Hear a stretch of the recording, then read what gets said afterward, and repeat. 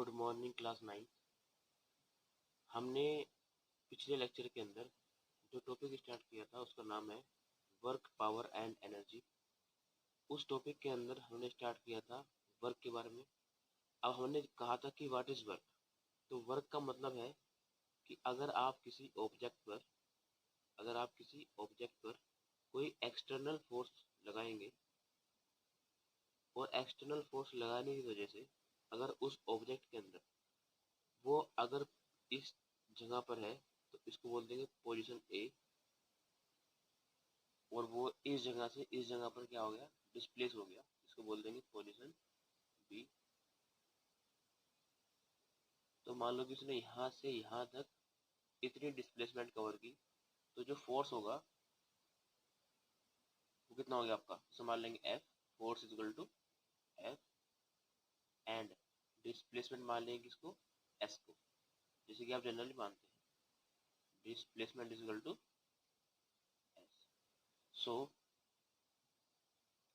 Work done क्या होगा आपका, work done is equal to F into S, force और फोर्स की हेल्प से जो उस बॉडी के अंदर डिस्प्लेसमेंट हुआ है उसकी वैल्यू, ये हो जाएगा आपको फॉर्मूला किसका, वर्क डन का। इसके बाद हमने जाना था कि what is positive work, second था आपका व्हाट इज नेगेटिव वर्क, और थर्ड था आपका what is zero work. Positive work, negative work और जीरो वर्क। पॉजिटिव वर्क में जो फोर्स के और डिस्प्लेसमेंट के बीच में एंगल था वो कितना था आपका, 0 डिग्री का। मतलब कि आपका अगर ऑब्जेक्ट इस तरफ डिस्प्लेस हो तो फोर्स भी क्या हो आपका, इस तरफ ही हो, फोर्स भी और आपका डिस्प्लेसमेंट भी ऑब्जेक्ट के अंदर, अगर दोनों की डायरेक्शन क्या है, सेम हो, तो कितना एंगल बनेगा इसका, 0 एंगल बनेगा। इसका यूज क्वेश्चंस में होगा। इसके बाद व्हाट इज नेगेटिव वर्क, अगर आपका जो फोर्स वो काम कर रहा है इस डायरेक्शन में और आपका जो डिस्प्लेसमेंट है वो काम करे इस डायरेक्शन में, दोनों की जो डायरेक्शन क्या होगी, अपोजिट होगी, तो कितना एंगल बनेगा, 180 डिग्री का। ध्यान रखेंगे इसको, मोस्ट इंपोर्टेंट पॉइंट है। और जीरो वर्क क्या होगा कि आपका जो ऑब्जेक्ट है उसके अंदर बिल्कुल भी डिस्प्लेसमेंट हो ही ना, जहाँ पे रखा हुआ है वो हिले ना, आपका फोर्स काम कर रहा है इस डायरेक्शन में लेकिन डिस्प्लेसमेंट बिल्कुल भी नहीं हो पा रहा, तो फोर्स में और ऑब्जेक्ट के बीच में कितना एंगल बना है यहाँ पे आपका, 90 डिग्री का। तो जीरो वर्क में हमेशा और हमेशा कितना एंगल बनेगा, 90 डिग्री का। इसमें बात समझ में आ गई आपके। अब आपको थोड़ा और आगे बढ़ना है चैप्टर के अंदर। मेन पॉइंट क्या है सुनेंगे। जरूरी नहीं कि आपका हर बार फोर्स की डायरेक्शन और डिस्प्लेसमेंट की डायरेक्शन क्या हो आपकी एक स्ट्रेट लाइन के अंदर ही हो। जैसे कि आप देख रहे थे कि पॉजिटिव वर्क में दोनों की डायरेक्शन क्या थी, सेम थी। नेगेटिव वर्क में फोर्स काम कर रहा है इस तरफ और आपका जो डिस्प्लेसमेंट है वो काम कर रहा है इस तरफ। इसमें भी क्या हो गया, आपकी एक स्ट्रेट लाइन आ गई, ठीक है। लेकिन जरूरी नहीं हर बार ऐसा ही हो। कभी कभी आपने देखा होगा कि अगर आप किसी ट्रॉली के अंदर यहाँ रस्सी बांध दे इस पॉइंट पे और आप फोर्स लगाएं इस डायरेक्शन में, ये क्या हो गया आपकी डायरेक्शन ऑफ फोर्स।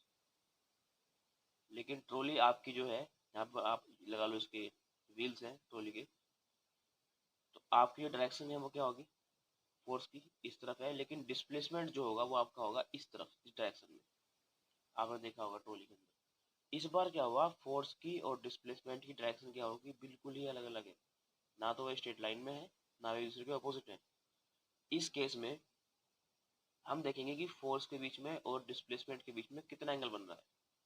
इसको मान लेंगे एंगल थीटा। क्या मान लेंगे इसको, एंगल थीटा।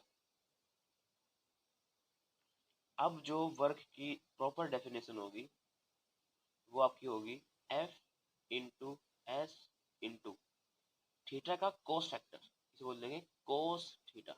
अब कोस कहाँ से आया, क्लास 10th के अंदर एक चैप्टर है पूरा ट्रिग्नोमेट्री, आप पढ़ेंगे उसके अंदर। फिर भी जान लो आप कि अगर आपका स्ट्रेट लाइन में ना होकर या अपोजिट ना होकर कोई फोर्स काम करेगा, तो ये मान लो आपको फोर्स हो गया, तो इसके दो कंपोनेंट होंगे। एक तो होगा इसका हॉरिजॉन्टल कंपोनेंट, हॉरिजॉन्टल कंपोनेंट, और एक आपका होगा वर्टिकल कंपोनेंट, वर्टिकल कंपोनेंट। अब जो आपका हॉरिजॉन्टल कंपोनेंट होगा उसकी वैल्यू कितनी होगी आपकी एफ cos थीटा, और जो वर्टिकल होगा उसकी कितनी वैल्यू होगी आपकी एफ sin थीटा। आपको फॉर्मूला सोल्व करते हुए जो फोर्स है उसकी लेंगे आप हॉरिजॉन्टल वैल्यू, ठीक है। अब जैसे कि आपका पॉजिटिव वर्क है तो इसमें कितना एंगल बनेगा फोर्स के डिस्प्लेसमेंट के बीच में 0 डिग्री का। तो लगाओ formula, work is equal to F into S into cos 0। अब समस्या ये है कि आपको इसकी वैल्यूज याद नहीं है, तो मैं आपको इसकी वैल्यू लिख के दे रहा हूँ। कोस 0 की जो वैल्यू होगी आपकी वो होगी 1। कोस 30 की जो वैल्यू होगी आपकी वो होगी आपकी √3/2। कोस 45 की जो वैल्यू होगी आपकी वो होगी 1/√2। कोस 60 की जो वैल्यू होगी आपकी वो होगी आपकी 1/2। कोस 90 की जो वैल्यू होगी आपकी वो होगी 0।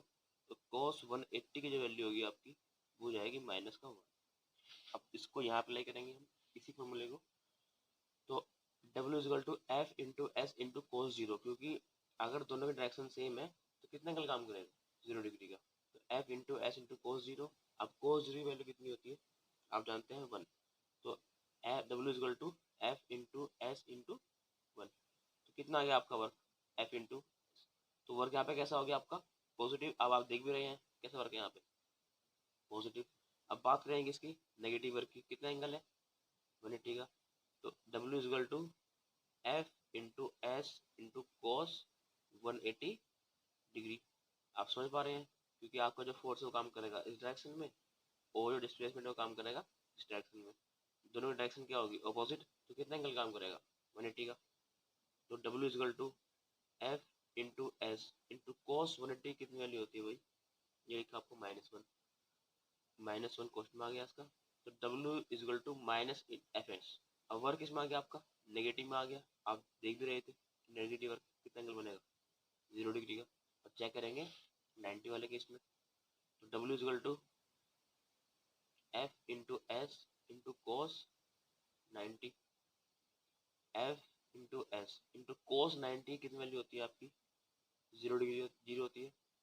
तो एफ इंटू एस इंटू 0, तो वर्क कितना आ गया आपका 0।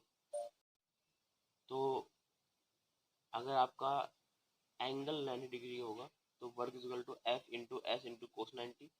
F into S into cos 90 की वैल्यू क्या होगी आपके यहाँ से 0 डिग्री, 0 वैल्यू होगी इसकी। तो एफ इंटू एस इंटू 0, तो वर्क क्या हो जाएगा आपका 0। अब कुछ क्वेश्चंस भी हैं आपके, ध्यान से देखो कि मान लो एक क्वेश्चन है कि आपके पास जो फोर्स की वैल्यू है वो होती है 5 न्यूटन, क्योंकि फोर्स की जो यूनिट है कितनी होगी आपकी न्यूटन में ही होगी। आपका जो डिस्प्लेसमेंट है वो मैंने मान लिया आपका है 12 मीटर,